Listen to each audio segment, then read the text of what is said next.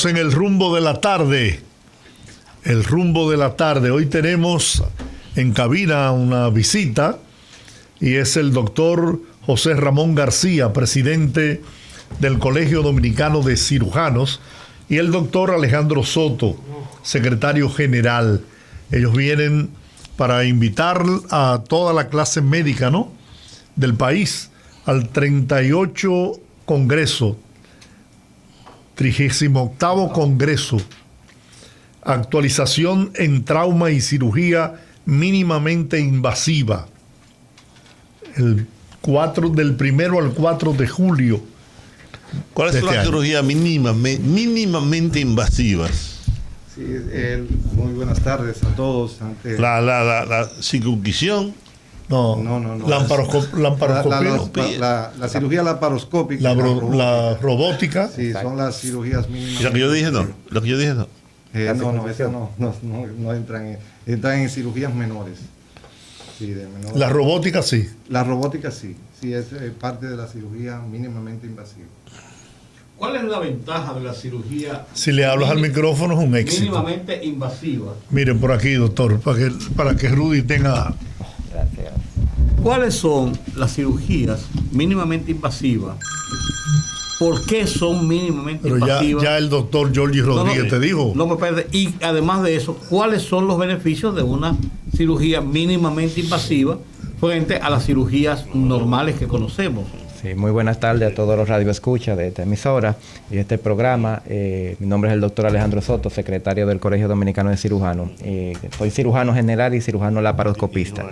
Para esta pregunta, da bien resultado que desde el 1990, cuando salieron lo que es la cirugía laparoscópica o mínimamente invasiva, ha evolucionado bastante y ha sido muy provechoso y beneficioso en lo que es la evolución de la cirugía para los pacientes. Cuando se habla de cirugía mínimamente invasiva, son una cirugía que se realiza por puertos, por incisiones pequeñas, o sea, donde se utiliza un aparato, si es por vía de tórax, por toracoscopía, si es por vía del abdomen, laparoscopía. ¿Y es lo mismo que la cirugía normal?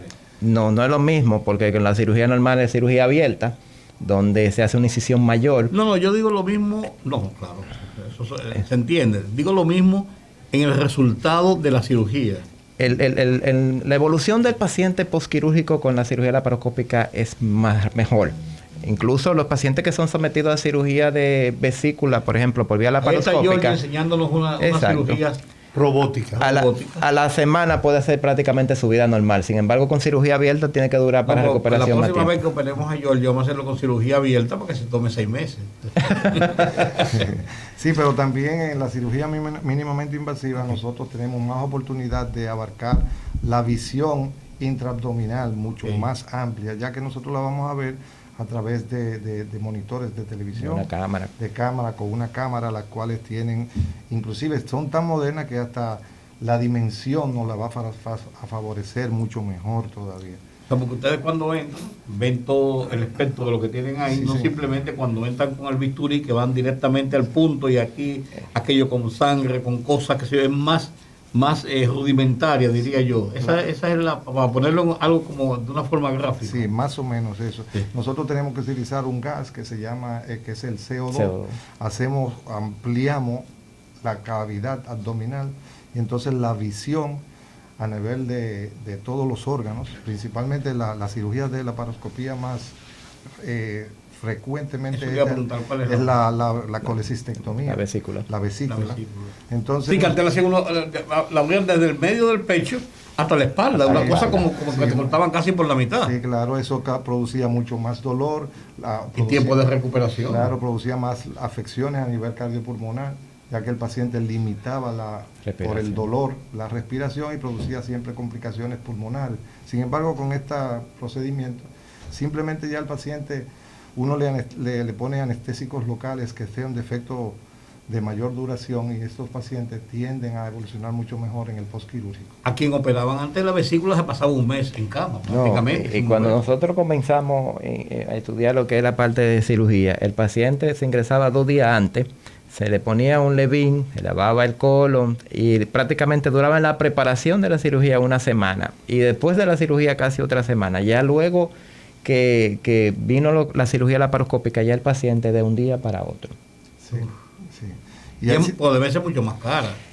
No, básicamente es un poquito más cara, sí, pero no con la dimensión de la diferencia no es lo mucho. Que te cuesta la cirugía, te cuesta la recuperación. Y te lo economiza en hospitalización. La recuperación. Y lo que decía el doctor, cada vez se avanza más con la tecnología. Las cámaras al principio eran así mismo como son las cámaras de televisión. Ahora mismo se está utilizando cámaras que son HD, High Definition, y incluso hasta 4K, donde tú ves mucho mejor los tejidos y tiene una dimensión que tú puedes ver cualquier estructura al lado también de la... ¿Cuál es la experiencia en el país en ese tipo de cirugía? Básicamente es más avanzada. De hecho, ahora mismo en cirugía general, prácticamente el 70 al 80% de los procedimientos son laparoscópicos, y la mayoría ahora de los cirujanos salen con el entrenamiento de cirugía laparoscópica. Una de las cirugías que más anteriormente uno nos iba y decía, bueno, era una hernia, pero ahora la vesícula, porque hay muchos factores que influyen ahora de por qué los pacientes están sufriendo mucho de vesícula, más frecuente en mujeres y en hombres, comida rápida, etcétera, etcétera. Ahora es un 70 o un 80% de los procedimientos que se hacen son de colelitiasis, de piedra en la vesícula. Sí, y también la cirugía laparoscópica la cirugía laparoscópica avanzada, ya en el cual también aquí hay muchos cirujanos, oncólogos principalmente, que ya están bien entrenados y ya hasta cáncer de colon, cáncer de estómago y otras cosas muy importantes, que es la cirugía bariátrica, se ha avanzado bastante. Aquí hay muy buenos cirujanos bariátricos, los cuales el problema de la obesidad y el metabolismo y las enfermedades metabólicas se están corrigiendo a través de este tipo de insumos y de nuevas técnicas que se han involucrado. ¿Qué ha pasado con la robótica? Tengo entendido que solamente hay un equipo de esto en el home de Santiago. ¿Qué ha pasado? ¿Por qué no? Porque esa es una cirugía, a mí me operaron de la próstata con robótica, ¿no? Y bueno, me dieron de alta. Yo no me quería ir del hospital porque me sentía nervioso. Yo, ¿cómo? Pero yo no tengo 24 horas que me operé. Me dijeron, usted va a estar mejor en su hotel que aquí en el hospital. Y además yo lo vi a usted caminando 7 horas después de la cirugía, fuera. Sí, el problema de la robótica es que todavía los robots son un poquito muy caros, o sea, los costos. Entonces aquí en la República Dominicana todavía los costos son muy elevados. Tener un robot y entonces no tener la gran cantidad de pacientes para ser sometido a esto, y además la curva de aprendizaje de los mismos cirujanos, que tienen que comenzar a hacer un entrenamiento. Y el mantenimiento del equipo. Son cosas que por ahora, pero nosotros esperamos creo que aquí ya en la capital se está ya instalando otro robot. Y a nivel mundial la misma tecnología ha producido que los costos hayan bajado en la producción de los robots. Creo que Secanot está en vías de... No, aquí en Santo Domingo, Sedimap. Y Secanot también, creo que hay un proyecto. El problema de la cirugía robótica, y es por lo mismo que le decía el doctor García Domínguez, es que es muy costosa y está específicamente indicada, por ejemplo, acá en la República, para ciertos procedimientos quirúrgicos. Tú puedes hacer con el Da Vinci, como es que se llama el robot, cualquier tipo de procedimiento que sea de mínimamente invasivo. Ahora, se está utilizando más la cirugía de próstata, como usted lo va hablando, porque sí, con el robot te da muchas facilidades de hacer diferentes procedimientos, microcirugía directamente ahí, que tiene que ver con lesiones de nervios que están ahí, del pudendo, etcétera, etcétera, que con el robot es más fácil manejarlo. Y aparte de eso, incluso con nueva generación que viene del robot, tú puedes hacer incluso diagnósticos histopatológicos directamente en la cirugía. Pero es, como dice el doctor, un poco costoso de yo hacer una colecistectomía laparoscópica, una cirugía de vesícula, utilizando el Da Vinci. No va a ser, el costo-beneficio no va a ser fácil. Hábleme de este congreso sobre trauma, porque uno vive un trauma aquí. Así es. Hay un tipo de traumas médicos, pero uno vive un trauma social.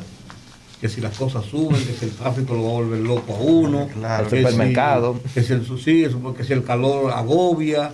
O sea, los problemas cotidianos del país muchas veces se convierten en un trauma. ¿Realmente en qué consiste este Congreso? Sí, el Congreso consiste en la actualización, no solamente es el trauma producido principalmente por accidentes de tránsito ni por tipo de otras agresiones, sino que también es por el trauma mismo en los procedimientos quirúrgicos. Por ejemplo, nosotros algunas veces tenemos ciertas afecciones que el cirujano puede tener algún tipo de eventualidad transquirúrgica. Entonces, esas eventualidades nosotros tenemos que tratar de corregirlas directamente y no sacar al paciente sin ese tipo de, o sea, corregirle las eventualidades. Entonces ahí nosotros tenemos esa actualización. Vamos a tener invitados internacionales de alta calidad, principalmente Argentina, Chile, Venezuela, Estados Unidos, Puerto Rico, viene también de España. O sea, personas que están altamente entrenados en esas áreas específicamente, principalmente en las áreas de coloproctología. Vamos a tener, porque hemos tenido o sabemos de que existen procedimientos, principalmente cuando se hacen endoscopías, que hay ciertas lesiones, y nosotros queremos tener esos conocimientos y avances a nivel de las enfermedades colorectales. ¿Cómo va? Veo que ustedes tienen sus mascarillas. Supongo que están vacunados. Sí, Sí, ya. Al igual que los señores aquí mayores. Y el más jovencito también. ¿Quién? No, el más jovencito pues, también.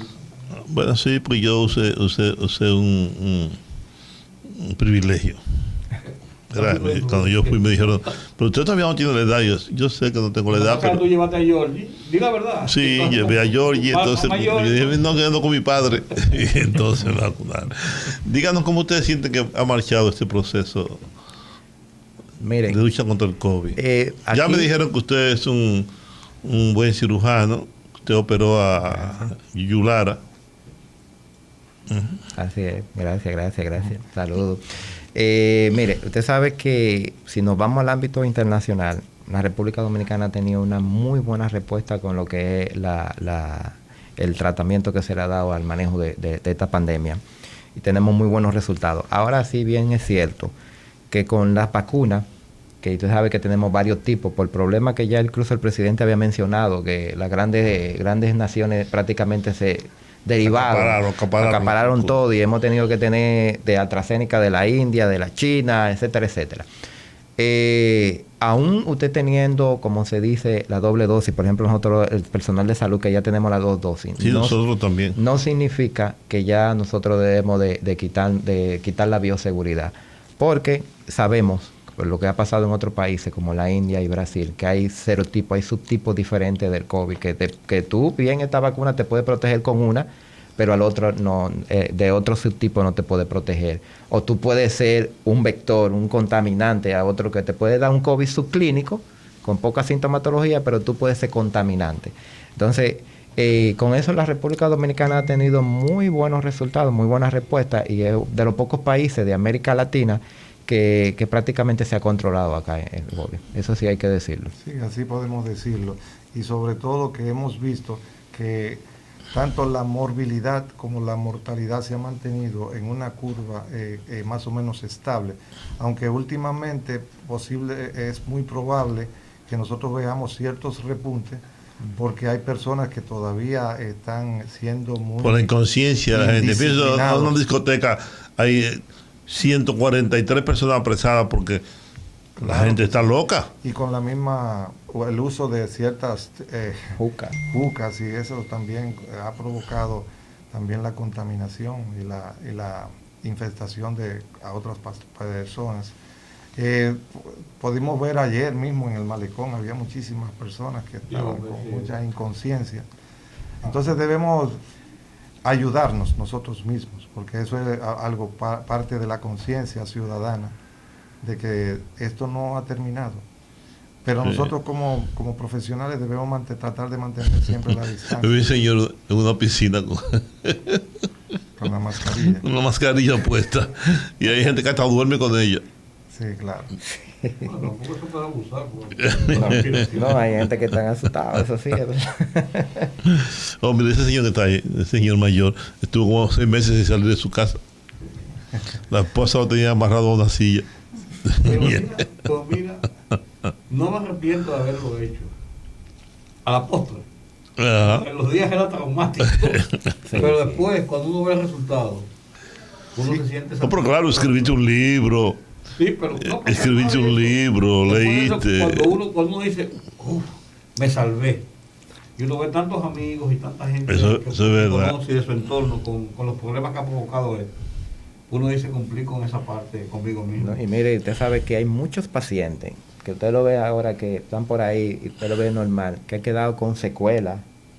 Que tú sobrepasaste el COVID, quizás no entraste a una unidad de cuidado intensivo, pero queda con fibrosis y secuela pulmonar. Sí, sí. Que es como si fuera un paciente fumador crónico, que luego te puede afectar otra enfermedad pulmonar que te puede complicar un poquito. Y esas son secuelas que ha quedado del COVID, que no necesariamente tú Sí, sobrepasaste. eso es verdad. Las secuelas que deja el COVID parecen que son serias. Sí. Lo sé por algunos amigos y familiares, que las consecuencias posteriores han sido muy de cuidado, por lo menos. La gente que no se lo dice todos los días aquí, yo por eso me molesté, que si quiera joder, que se joda, porque lo hemos dicho tantas veces, que hay que vacunarse, que hay que usar mascarilla. A mí se me queda donde quiera. Entonces yo ando con esta vaina enganchada aquí, donde quiera que voy a entrar, me la pongo, ¿verdad? Y así no se me queda. Porque voto 1 y 2 todos los días. Pero señor, hay que usar la mascarilla. No importa que usted esté vacunado. Usted va a un sitio público, póngase su mascarilla. Así es. Mira, aquí todo el mundo la tiene, menos yo. Sí, sí. Y la tengo aquí no porque usted está tan lejos. Si estuvieran Claro, cerca aquí, no la claro. pusiera. Estuviera puesto. No, es un asunto de prevención lógica, pero ustedes que están en los hospitales y han visto la afluencia de la gente y lo que ha causado esto, en proporción a lo que es los niveles de enfermedad y de recepción de pacientes normales que hay en República Dominicana, claro, en un momento por los temas del COVID, pero realmente cómo ha incidido en otras enfermedades, en otras situaciones, en el sistema sanitario en sentido general. Bueno, en un principio hay que recordar que nosotros tuvimos una disminución de la cantidad de pacientes que fluían a los hospitales porque claro. hubo el momento de emergencia, los estados de emergencia. Eso uno vio que disminuyeron bastante muchas afecciones. Parece que las mismas personas, por estar en su casa tranquilo y darle cierto grado de tranquilidad en su casa, las afecciones, o sea, las otras patologías que tenían se mantuvieron un poquito y no vimos tantas patologías como, por ejemplo, patologías agudas, casi no estaban fluyendo. Pero últimamente sí estamos viendo que personas que, por ejemplo, estaban siendo preparadas para ser operados de algún tipo de patología, ya sea vesícula, ya sea... Pero en forma de cirugía electiva. De cirugía electiva, esos han comenzado a venir y han venido ya con problemas de que se le ha agudizado los cuadros. Entonces hemos tenido que acelerarle los procesos. Otra cosa es los pacientes oncológicos. Los pacientes oncológicos son los que uno nunca puede dejar, aunque tengan COVID, uno tiene que tratar de superar porque su patología es progresiva la enfermedad. Entonces esos se han ido manejando paulatinamente y ahora mismo están mejorando la cantidad de servicios, tomando todos los controles. En el caso de nosotros, estamos teniendo el problemita con la prueba PCR. Nosotros realmente los cirujanos, que tenemos que tener pacientes con anestesia general, la anestesia general conlleva a la utilización de tubos a nivel de las vías respiratorias altas. Eso produce cierto grado de nebulización a nivel de todo el ambiente. Entonces ahí es que está el germen, el virus. Entonces nosotros tenemos que tener cierto control, y no solamente por el control de que vayamos a infectarnos nosotros, sino que también el paciente se puede complicar, porque es un virus disminuyen las defensas. Al disminuir las defensas, también la agresión que nosotros le vamos a producir puede causar problemas a nivel del paciente. Puede complejizar todo. Exacto. Entonces, muchas veces nosotros hemos tenido que postergar los procedimientos, pero necesitamos tener una prueba de PCR para poder someterlo a esos procedimientos. Si tiene una infección también en los pulmones, la complicación va a ser muy seria. De hecho, el alto riesgo de un paciente que tú sometas a un procedimiento quirúrgico, a procedimiento anestésico, de que ese paciente con COVID positivo puede hacer un síndrome de respuesta inflamatoria, te puede hacer un cuadro que el paciente incluso puede hasta morir, porque el COVID no lo conocemos bien,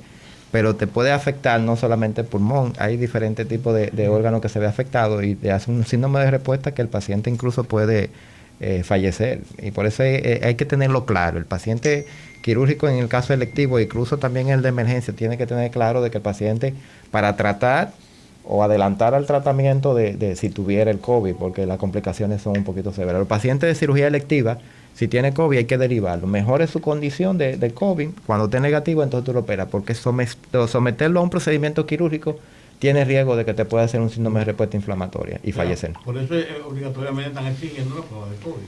Debe de ser obligatoriamente y no hacerlo de que por un año no. Tiene que seguir, lamentablemente, porque estamos en una condición que es una pandemia a nivel mundial. Eso tiene que ser, como mismo se estaba haciendo, lamentablemente hay que pensar que salud es prioridad. En los pacientes quirúrgicos. En los pacientes quirúrgicos, claro. Bueno, Sí, yo me fui a operar de este ojo y ya tenía la vacuna. Sin embargo, el médico exigió llevar la prueba PCR para poder hacer el procedimiento. Y creo que todos los médicos lo están exigiendo. Y de hecho usted sabe, Juan, que esa vacuna usted la va a poner anual. Es como la influenza. Ese tiquecito que le están dando. Ese miedo que tengo yo, Jesús, doctor Jesús por la iglesia me compró la influencia. Debe estar en su casa todavía. La dejo perder. Es así. Sí, yo tengo fobia a las inyecciones. Y todos no quita, los hombres le tenemos fobia. Todo el bocón es P. Y no Todo el quita que usted esté vacunado, que le dé el COVID. No quite eso. De que usted está vacunado, de hecho. Sí, lo que han dicho los médicos que he escuchado es que lo que puede evitar la sala de cuidados intensivos. Exacto, las complicaciones, Sí. pero te puede dar el virus. Sí. Y de hecho lo dice la vacuna. Por ejemplo, la AstraZeneca, que está, por ejemplo, la hindú, es un 60%, la AstraZeneca que viene de Inglaterra sube un 70%, la China un 50%, que eso es de protección. O sea que tú tienes otro porcentaje que está exento de sufrir del Pero hay virus. que ponérsela. Pero hay que ponérsela. Claro. Bueno, vamos a hablar del Congreso. Ya estamos casi en la hora. Se nos fue la tarde. Qué interesante la conversación. Sí, claro. Pero Entonces, el Congreso, digamos, ¿cuándo el Congreso es? ¿Quiénes van? En 2 minutos. ¿Cuándo deben ir? Sí, el 38º Congreso está dedicado al doctor Marcos Núñez Cuervo, que es el decano de la Facultad de Medicina de la Universidad Iberoamericana, un gran académico, un gran cirujano dominicano. Pasado presidente. Pasado presidente del Colegio Dominicano de Cirujanos, pasado presidente de la Academia Dominicana de Medicina, un gran hombre, un gran académico. Vamos a tener invitados desde el Cono Sur hasta Estados Unidos. Vamos a tener grandes invitados. ¿Te conoce el doctor Bonet? El doctor Heriberto Rodríguez Bonet, gran maestro de la cirugía dominicana. Sí, te dieron un premio como cirujano, Sí, señor. etcétera, maestro de la cirugía. Sí, siempre lo tenemos con ¿Cuándo él. es el Congreso? El doctor José Ramírez dice, lo que yo aprendí, porque él me operó, lo que yo aprendí de cirugía lo aprendí con él. Así mismo. Estás en buenas manos, me dice. Sí, igual que Y es verdad que estás en buenas manos. Claro que sí. ¿Cuándo es el Congreso? ¿Quiénes deben asistir al Congreso? El Congreso está del 1 al 4 de julio. Julio. Ujú. Ok. ¿Dónde va a ser? Es de forma virtual. Ah, virtual. De ok. plataforma virtual, mientras tanto. Está abierto para todos los cirujanos, residentes de cirugía, todo médico, porque Va a ser virtual, sí, es mucho más fácil. dentro de las actualizaciones que había mencionado el doctor, habla de actualización en trauma. Y sabemos que República, como usted había mencionado ahorita, República Dominicana es una de las mecas en lo que es la parte del trauma, principalmente por los accidentes y ahí se van a hablar de actualizaciones del manejo del paciente de trauma, que es bueno de conocimiento de todo el personal de salud. Aprovecho que usted está aquí, en el INCAP, Instituto Nacional del Cáncer, el doctor José Ramírez inauguró hoy una sala de musiterapia. Le regalaron incluso instrumentos para eso. Ahí fue que te designaron para dirigir. Sí, ajá, y todo va a estar abierto permanentemente. Eso en el país no se ha usado mucho, pero sí se ha usado en otros países. Tranquilizar. La música, sí, hay gente como tú. Esa sala es para que la gente pueda ir a escuchar la favorita de Juan TH. Sí, No, así se tranquiliza, porque cada vez que Juan abre el micrófono y habla, se tranquiliza. No, no es verdad. No es verdad. La gente, incluso la gente me dice que hay una dualidad entre el Juan TH de la tarde y el Juan TH de los domingos. Y el señor aquí lo sabe. Una bipolaridad será. No, pues yo no soy bipolar. Bipolar es el amigo tuyo. Un polo allá y un polo aquí. No me provoques. Bipolar es el amigo tuyo. No es el tripolar. Doctores, gracias. Sí, muchas gracias a ustedes por permitirnos. Tiene un costo, me imagino, ¿no? Todavía los costos no lo tenemos disponibles porque la virtualidad, necesitamos una plataforma. Esa plataforma todavía la tenemos a contratar. Y posteriormente le vamos a decir... Sí, pues no hay coffee break, no hay esto, no hay aquello, no hay lo otro, Sí, entonces los costos son... No hay que contratar un salón ni nada de eso. Sí, ¿no? Claro. pero sí tenemos porque la plataforma que nos la van a facilitar tiene sí su... Sí, y además cómo se va a montar todo el evento, porque es algo que ahora últimamente ha mejorado bastante. Es increíble cómo vemos muchas cirugías que las podemos ver a través, la vamos a ver ahí mismo. Gracias a los doctores José Ramón García y Alejandro Soto por estar con nosotros esta tarde aquí en el Rumbo de la Tarde. Hora de la pausa, con su permiso. Muchas gracias. Éxito en Sí, su muchas congreso. gracias, doctor.